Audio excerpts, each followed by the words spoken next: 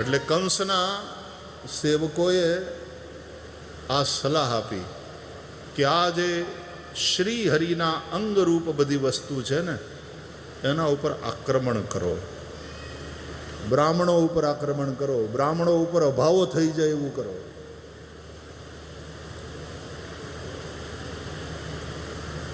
ગાયોને બોજ રૂપ માનો, ભલે ન કપાતી, ગાય ન બચવી જોઈએ. વેદ વેદ વિશ્વ બ્રાહ્મણોમાં એ બધા ક્યાં ભણે છે? અને આખી જે વૈદિક સંસ્કૃતિ છે,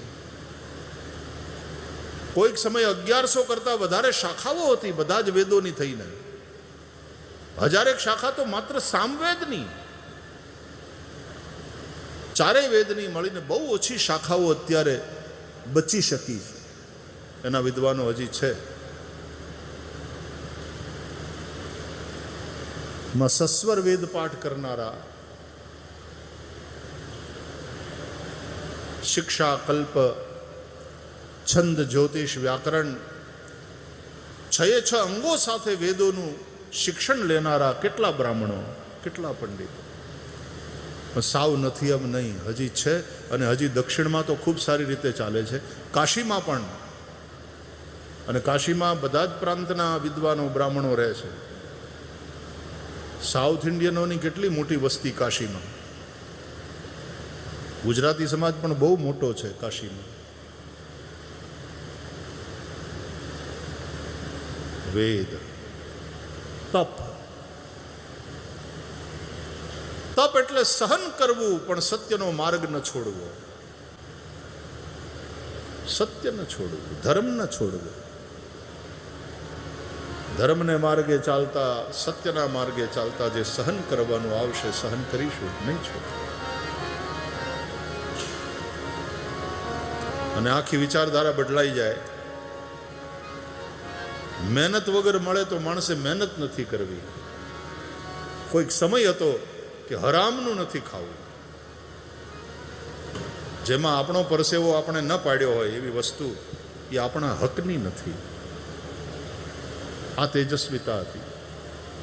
અને હવે આ ચૂંટણીઓએ અને રાજનીતિક પાર્ટીઓએ ફ્રીબીઝ વેચીને મફત આપશું, આ મફત આપશું, આ મફત આપશું, ધીમે ધીમે ધીમે માણસની અસ્મિતાના ઉપર ઘા કરીને નબળી કરી નાખી પ્રજાને.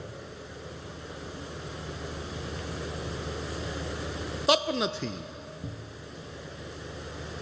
સત્ય નથી, દમ નથી, શમ નથી, શ્રદ્ધા ધીમે ધીમે મરી રહી છે. કેવા ભગવાન, કેવા ભાઈ. એ લોકો એમ કે છે આ ધર્મ છે ને એ જ આ ઝઘડાનું કારણ છે. પાછા એમ કે દુનિયાના ઇતિહાસને તપાસો, ધર્મને કારણે જેટલા યુદ્ધ થયા છે એટલા બીજા કારણોથી નથી થયા. એટલે ધીમે ધીમે એક નોન બિલીવર્સની પેઢી વધતી જાય છે. અમે કશામાં માનતા નથી. We are ethics, we are non બિલીવર્સ.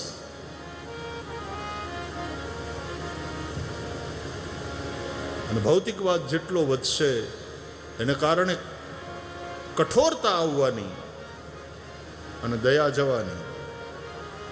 તિતિક્ષા, સહનશીલતાની તો વાત જ નથી. ક્યાંય સહનશીલતા દેખાતી નથી. અને ઉલટાનું હવે બેટા આપણે સહન નહીં કરવાનું, અમે શું કામ સહન કરીએ? એટલે તિતિક્ષા. જય શ્રી કૃષ્ણ. રામનો શું વાંક હતો? રામને વનવાસ આપ્યો તો રામે કોર્ટમાં જઈને સ્ટે લઈ લીધો હોત તો?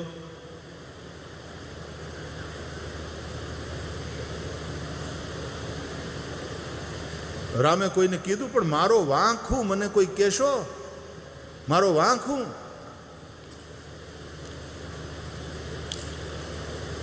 તિતિક્ષા અને ક્રતુ યજ્ઞ. હવે મગજમાં એવું ભરાવવામાં આવ્યું કે ગરીબોને મળતું નથી ખાવાને, તમે આટલું ઘી યજ્ઞમાં હોમી દો છો. ગરીબના છોકરાઓને દૂધ નથી મળતું અને તમે મહાદેવ ઉપર શ્રાવણ મહિનામાં આટલું દૂધ ઢોળી દો છો. આખી વિચારધારા બદલાવવામાં. આટલા ફટાકડા ફોડો છો ને ત્યારે તમને આટલું પ્રદૂષણ વધારો છો. ખબર નહીં આ બધાને હિન્દુ તહેવારો જ ઝપટે ચડે છે, એ જ નજરે આવે છે. તે ઓલી ઈદમાં આટલા બકરા કપાઈ ન્યા તો ક્યાંક બોલો.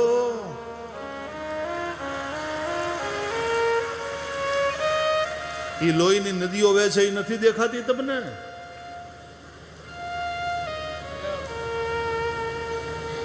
વિરોધ કરવો હોય પછી બધે કરો ને.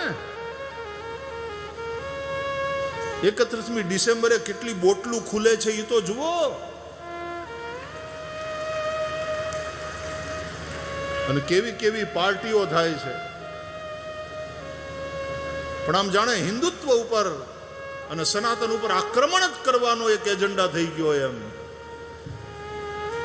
અને આપણા ઓલા એની ભાષામાં ભણતા છોકરાઓ બિચારા જેનઝી વાળા તરત પ્રભાવમાં આવી જાય છે અને પરિણામે લાંબા ગાળાનું નુકસાન થાય. માટે માતૃભાષા, માતૃભાષા, માતૃભાષા, આપણી સંસ્કૃતિ, આપણી પરંપરા, આપણો સનાતન ધર્મ, આ બધું ટકે ને ટકવું હશે તો માતૃભાષા એનું મહત્વ સમજવું પડશે. તો કંસના સેવકોએ પણ આ આખું એક ષડયંત્ર કર્યું કે આટલા ઉપર આક્રમણ કરો.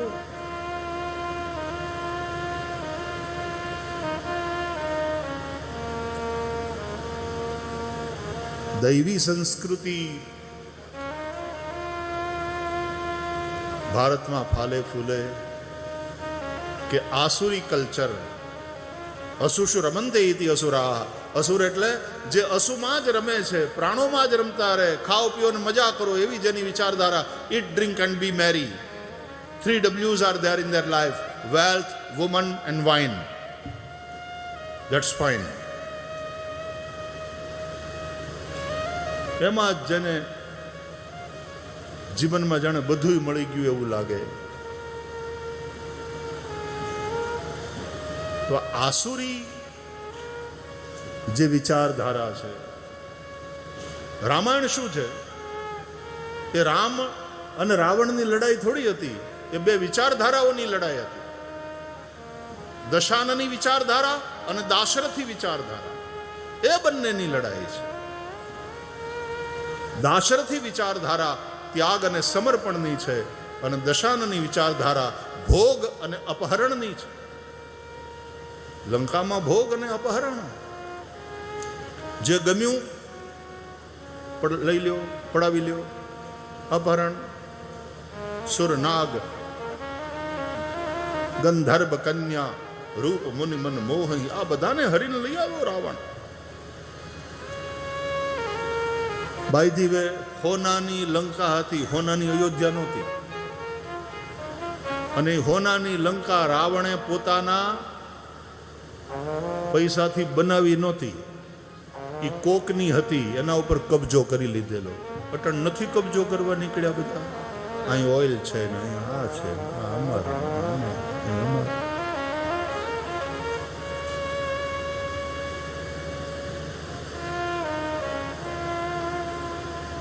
રાવણની પાસે વિમાન હતું, બોલો.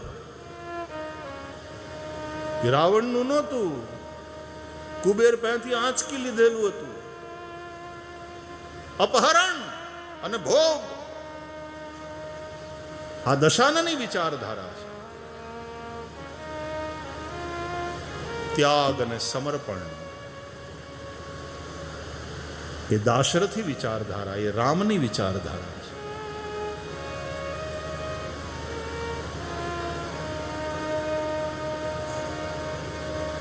અને જ્યારે આવી રીતે અનીતિના પાયા ઉપર હોનાની લંકા ઊભી હોય ને, તો પછી એક ના એક દિવસ કોક હનુમાન આવીને આગ લગાડી જાય, એ તો પાક્કું છે.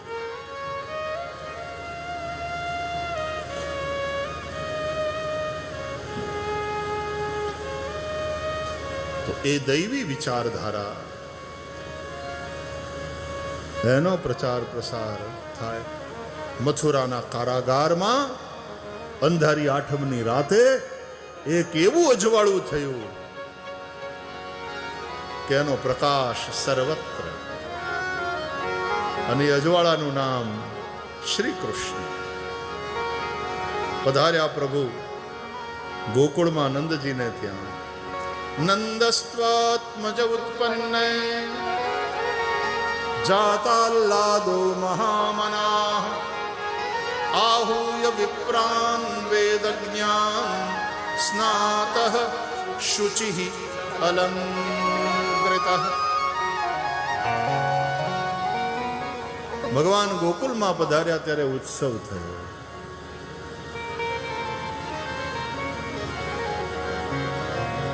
ઉત્સવ થાય ત્યારે આનંદ થાય, કે આનંદ થાય તો ઉત્સવ થાય? કે આજે કથામાં કૃષ્ણ જન્મ ઉત્સવ છે ને બહુ આનંદ કર્યો. એ આનંદ કર્યો કહેવાય કે મોડે સુધી કથા ચાલી, મોડે સુધી આનંદ લીધો, એ આનંદ લીધો કહેવાય. અહીંયા નીતાલ્લાદ કે કૃતાલ્લાદ નથી, જાતાલ્લાદો મહામના. એ આનંદ અંદરથી પ્રગટ થાય. અને ઉત્સવ એ તો પેલા અંદરથી પ્રગટેલા આનંદની અભિવ્યક્તિ છે. નંદ બાબાએ સ્નાન કર્યું, સુંદર વસ્ત્રાલંકાર પહેરાવીને ગોવાળિયાઓએ નંદ બાબાને તૈયાર કર્યા. બુઢાપામાં નંદ બાબા જાણે વરરાજા હોય એવા લાગવા માંડ્યા. બ્રાહ્મણોને બોલાવ્યા, જાત કર્મ સંસ્કાર કરાવ્યા, પિતૃદેવતાઓનું વિધિવત પૂજન કર્યું. પુત્ર થાય, પિતરોના ઋણમાંથી મુક્તિ મળે. રામ લક્ષ્મણ ભરત શત્રુઘ્ન પ્રગટ થયા અયોધ્યામાં, તો નાંદી મુખ સરાદ કરી જાત કરમ સબ કીન હાટક ધેનુ બસન મની નૃપ બિપરન કહ દીન. દશરથજીએ નાંદી મુખ શ્રાદ્ધ કર્યું, પિતૃદેવતાઓનું પૂજન કર્યું. જાત કર્મ સંસ્કાર થાય. આપણે ત્યાં 16 સંસ્કાર છે સનાતન ધર્મમાં.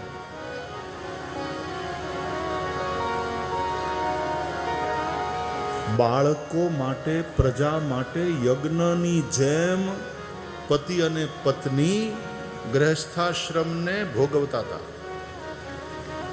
તમને શું કહું, આ વિદ્વાનો અહીંયા બેઠા છે અમારા વંદનીય, સમાગમના સમયે બોલવાના મંત્રો છે સાહેબ આપણા શાસ્ત્રમાં. લગ્નના માંડવામાં વિધિ કરાવતી વખતે બ્રાહ્મણ જે મંત્ર બોલે છે એમાં કામદેવની સ્તુતિના મંત્રો છે.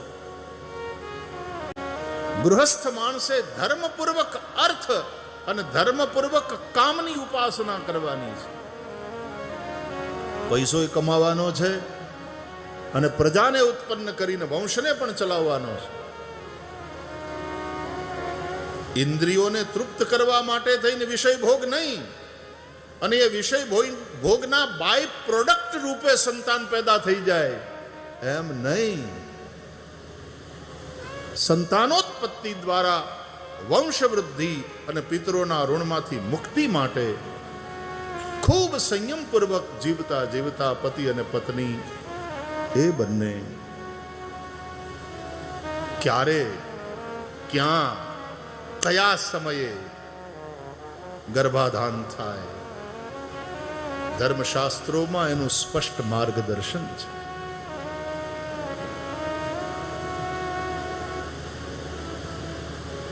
શ્રીમદ ભાગવતના પ્રથમ સ્કંદના અંદર આ 2 શ્લોક બહુ ધ્યાન ખેંચે એવા છે.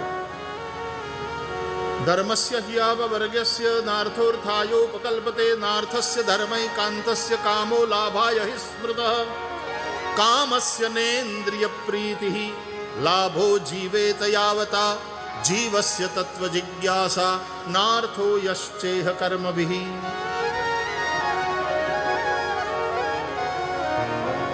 આ બંને શ્લોકો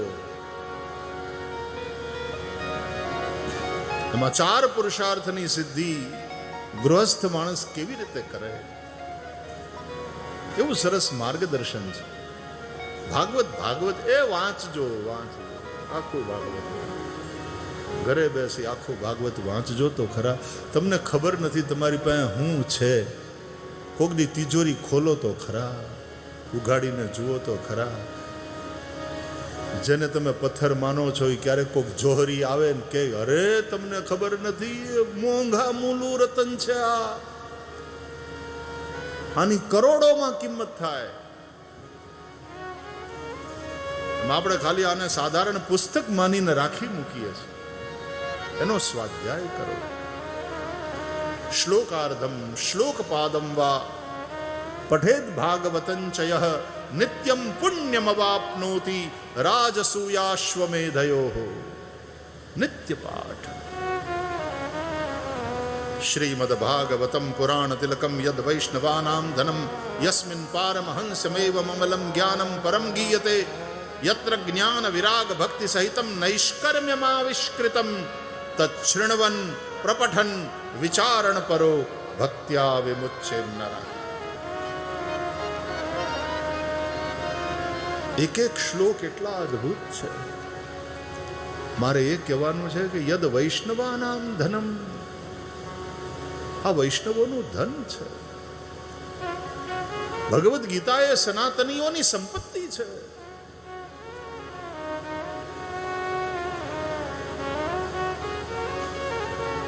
વાંચો વાંચો, થોડું થોડું રોજ વાંચો.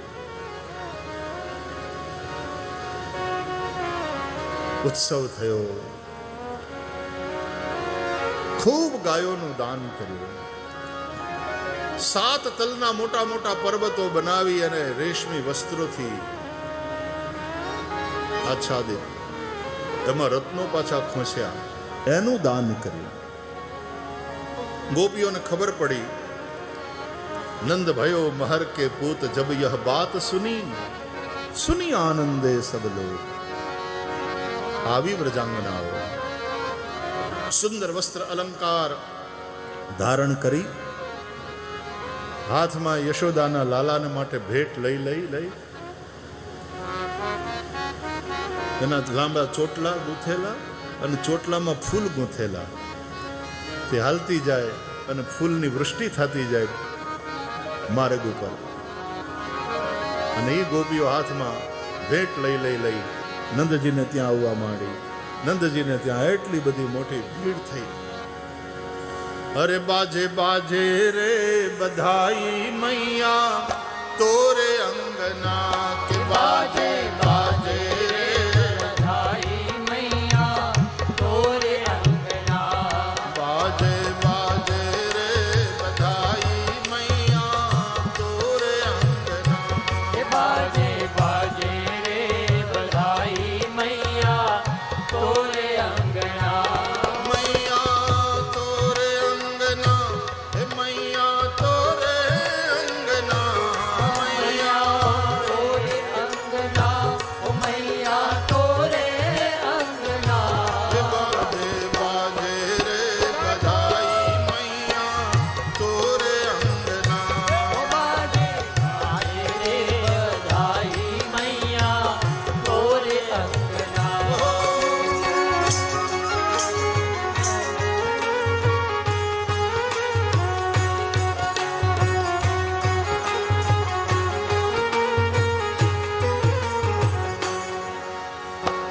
બડો અનોખો લાલા જાયો. બડો અનોખો લાલા જાયો. શ્યામ રંગ સબકે મન ભાયો. શ્યામ રંગ સબકે મન ભાયો. ब्रजवासीन को मन हुलसायो. ब्रजवासीन को मन हुलसायो. अरे उमंग उमंग सब चले नंद घर बांधे बंधना. बाजे बाजे रे बधाई मैया तोरे अंगना. के बाजे बाजे रे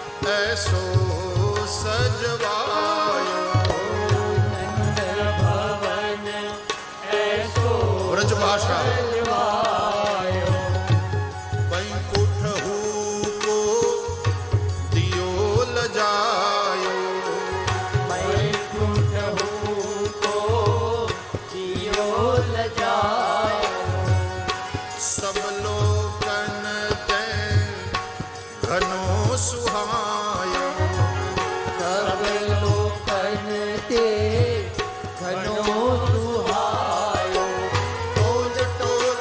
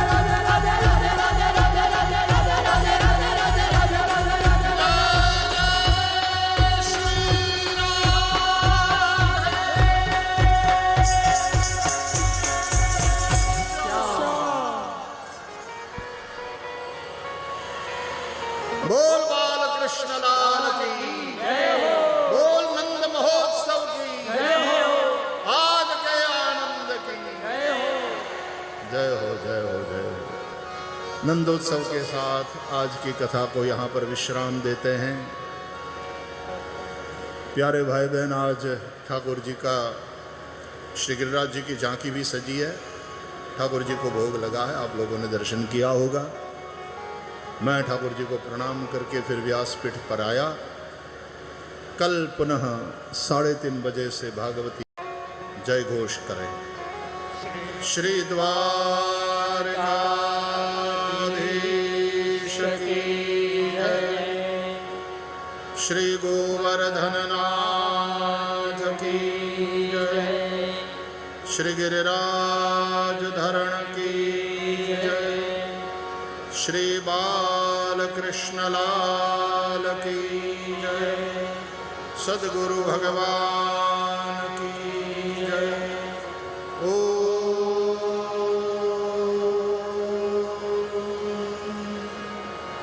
नमः पार्वती पतये, हर हर महा